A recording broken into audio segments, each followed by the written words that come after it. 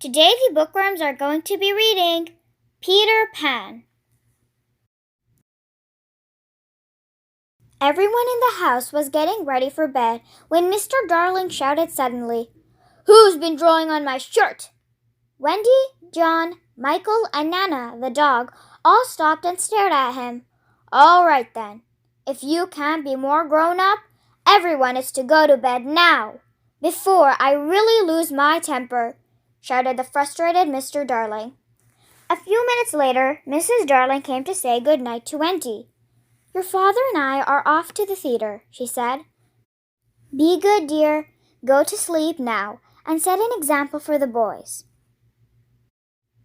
Wendy was already dozing when she heard a soft thud on the carpet. Then a voice whispered, "Look here! Enough is enough! A shadow should follow and not have to be chased." Wendy opened her eyes, and to her amazement, she saw a young boy dressed in green flying around the bedroom. He was accompanied by a tiny pixie. "Who are you?" Wendy exclaimed. "My name is Peter Pan, and this is Tinker Bell. Please excuse me for a moment while I catch my shadow." Wendy simply stared at him in wonder. Peter Pan finally caught his shadow, and as she sewed it back on for him, Wendy said, "My father wants his children to be grown up, and we don't think that would be much fun." "I can take you and your brothers to a land where children never grow up," replied Peter, "if you would like that." Wendy couldn't resist the idea. In no time at all, they were flying through the skies above London. Then their eyes nearly popped out of their heads. Below them was Neverland, with its magic shores, mountain peaks, and pirates, Peter said. "This is Captain Hook's ship. He is a dangerous man and will try to cause us problems, so be aware." Sure enough, Captain Hook had seen Peter flying above. "Ah, here comes Peter again, that little troublemaker. I'll see to him this time." Suddenly, Hook's first mate, Mr. Smee, shouted, "Get away, you wretched crocodile!" The crocodile was following the ship because he'd had a taste for the captain ever since he'd eaten his left hand. Captain Hook was always nervous when the crocodile was around, but today he had other things on his mind. "Get the crew ready to set sail, Smee. I'm going to deal with that Peter Pan once and for all, and I think I know just how to get him," said the captain, with a wicked smirk. Meanwhile, Peter Pan had introduced his new friends to his followers, the Lost Boys, who were very excited about meeting children from the everyday world.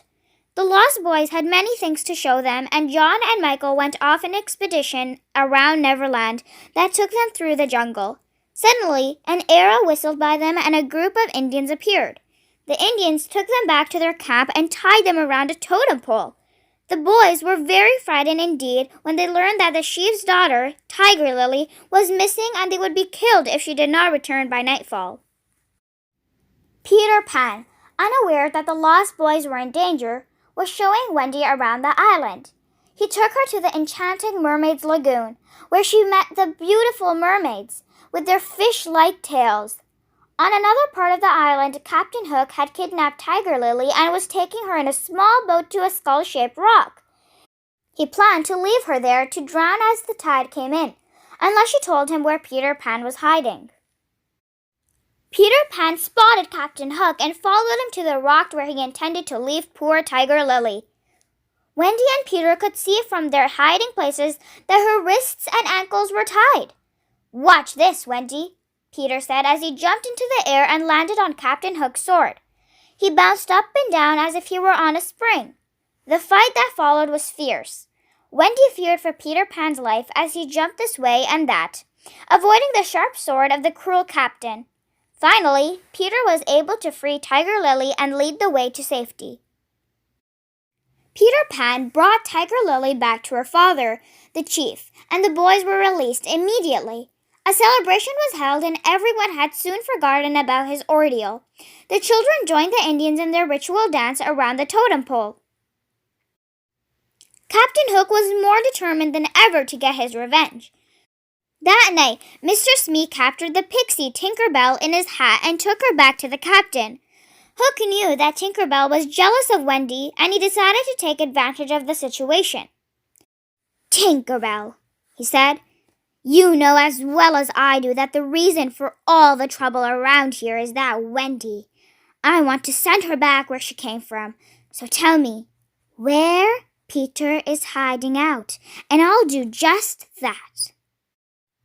Meanwhile, the boys were getting ready for bed, and Wendy was telling them stories that made them homesick. When she finished, everyone clamored, "We want to go back to our mothers!" Peter warned them that they would grow up and would not be able to return to Neverland. But they were determined and began to leave. Wendy was the last to go, saying, "You should come too, Peter." When she got outside, Wendy found the boys had been captured by the pirates. On seeing her, Captain Hook shouted, "Grab her! Tie her up!" The pirates carried their prisoners onto the ship. When they all were all tied up around the mast, the captain came to them. Captain Hook told the children, "I have decided that I will give you the chance to become pirates or die." When Tinker Bell heard this, she realized that she had been tricked. She broke the glass of her cage and flew off to find Peter Pan to save them. As the great pirate ship set sail, a huge explosion on the main land rocked the vessel. Captain Hook told his prisoners that he had blown up Peter Pan. He said that they had no choice but to become pirates. The boys might have been tempted, but Wendy was not. "Shame on you! You would betray Peter Pan," she said to the boys. "I'm sure he will save us." Bravely, she walked out onto the plank from which the pirates forced prisoners to jump into the dark waters below. Wendy jumped and disappeared, but to the pirates' surprise, there was no sound or splash to show that she had hit the water.